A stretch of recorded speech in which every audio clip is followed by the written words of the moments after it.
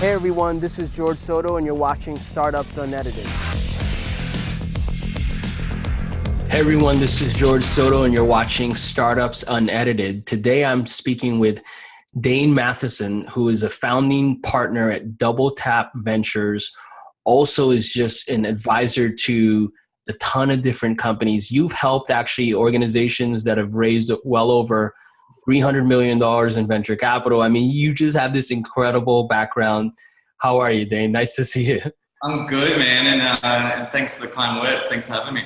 Absolutely. Well, I think one of the things that I find so impressive was really your role at Appster, where you grew that organization into a almost $60 million in annual revenue business in only 3 years. And I think one of the cool parts about this is with no outside venture funding, all sort of bootstrapped and grown from the bottoms up.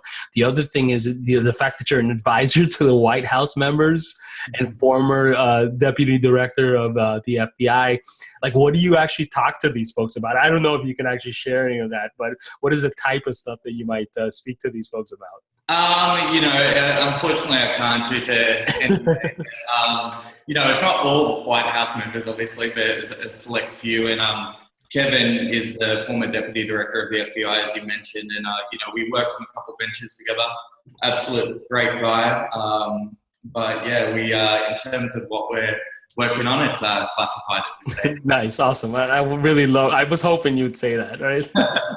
So let's talk a little bit about the type of advice that you would give a founder who's trying to get started, who's trying to bootstrap their technology business, whether it's a product or services. Like, you grew this thing to almost $60 million in 3 years. That's insane. What are some of the tips you would give folks out there around just getting started?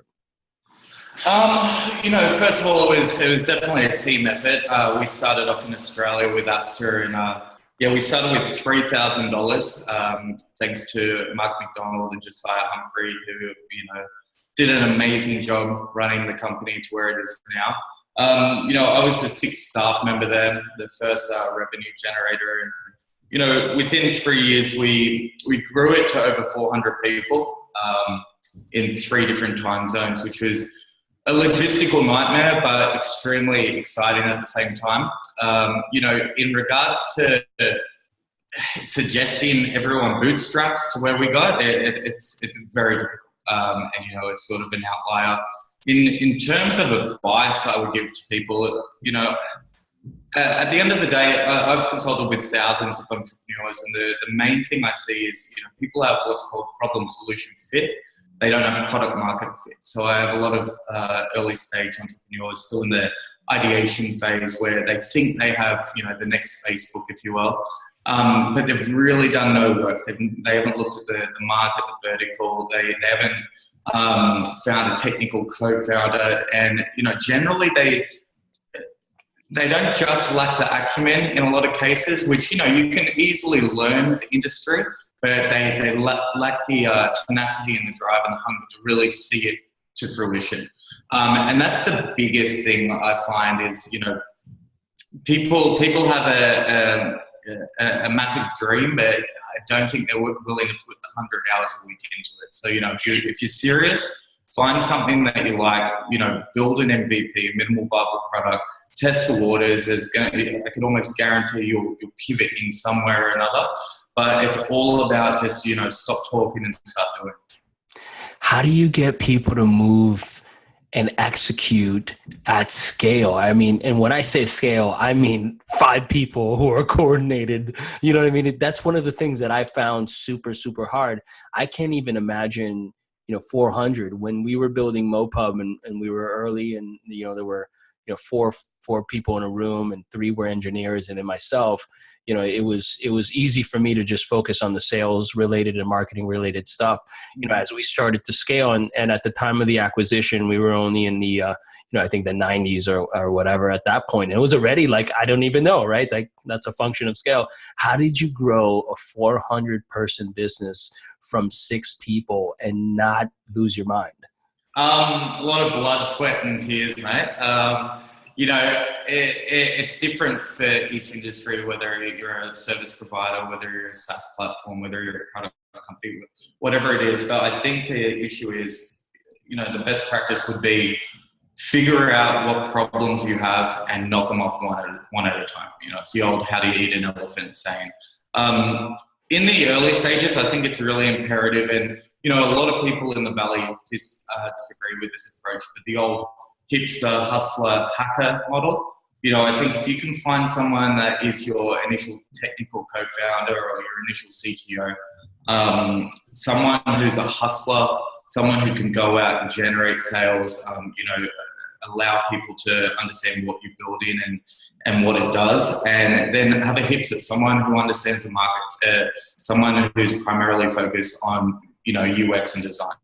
I think if you get those three ingredients in the early stages, the rest will come afterwards. Now, I mean, I'm a hustler myself, right? I can't write any code. I mean, I can write some like low-level CSS and some HTML, but nothing that I would ever want to show anyone, right? However, I've always considered myself as a hustler, and I think it's just, I'm hungry. I'm hungry even as much, actually, I would argue the more money you start to make, the hungrier you get, because you're like, oh, well, now I can actually make X amount, right? And I know how to kind of do that a little bit. How do you find these hustlers? Like, how do you find a real hustler? Not just someone who's just a great talker, but someone who's going to actually really get in the trenches and fight with you and look at you when, there's like no money in the bank and will say, I'm in to the end. How do you find that? It's a really good question, and I'd have to say the easiest way to do it would be through networking. Saturate the market in terms of startups, meetups, events. You need to tap into your mates' resources and really try to figure out who is behind your product, who believes in it. I don't necessarily believe in you always have to get a seasoned, experienced salesperson on your team. You can always get a junior who's in for it for sweat equity, but, do your due diligence just as an investor would for a startup. You have to figure out who they are, what sort of person they are, what true skills they can bring to the table, but it really comes down to passion. If they're passionate, they can learn anything. Awesome. Well, let's talk a little bit about your events and some of your projects right now. Tell us about, all the amazing things you're doing. I've been to one of your latest events and I had a great time. We'll keep that off the show today. But yeah, tell us a little bit about it and how can people learn more about it? Sure. So right now, my primary objective is I'm the Vice President of Global Business Development at Sourcebits. So, we've worked with some of the biggest brands in the world, but we also focus on early stage startups and entrepreneurs. We have had a plethora of success stories. So we've actually had over $1.2 billion worth of acquisitions. I think the last figure was 350 million plus downloads on some of our products or some of our apps. But, if any of the watchers, any of your listeners are out here, want to start a startup and they need an MVP built, I'm sure you can put a backlink to our website and we'll be able to look after them.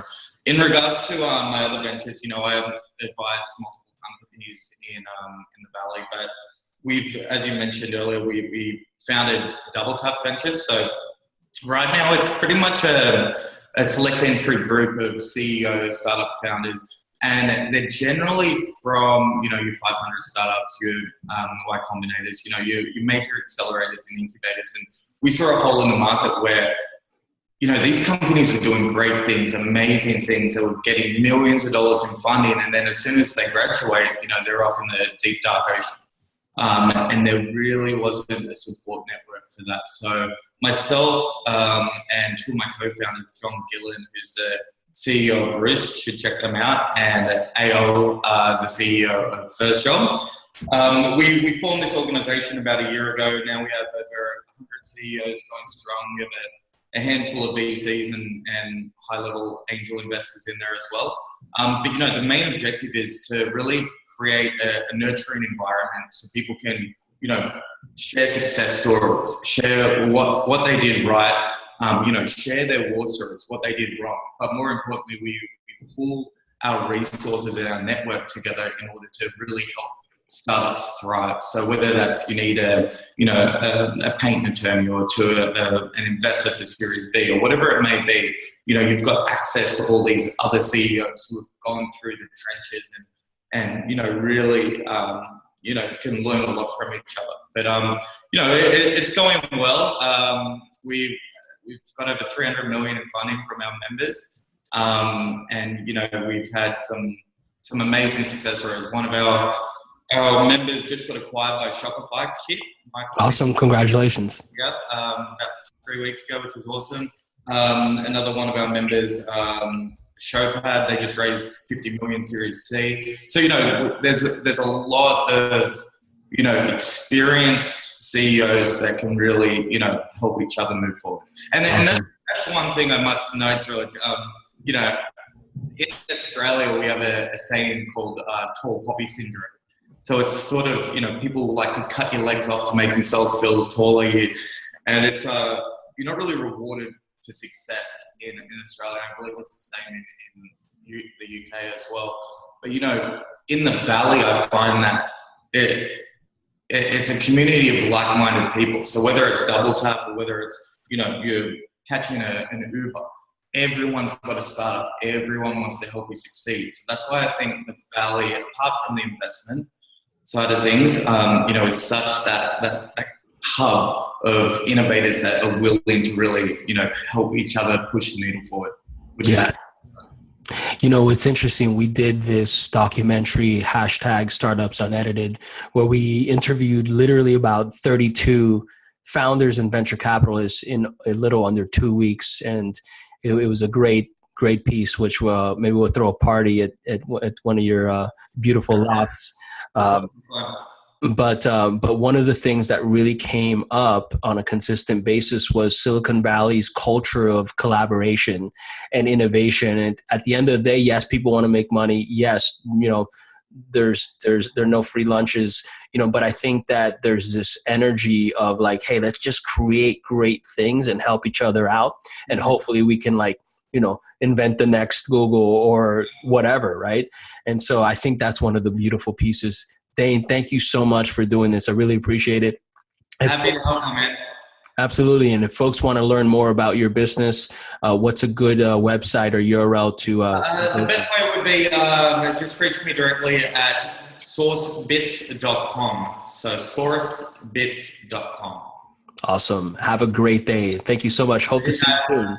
Thanks, Sada.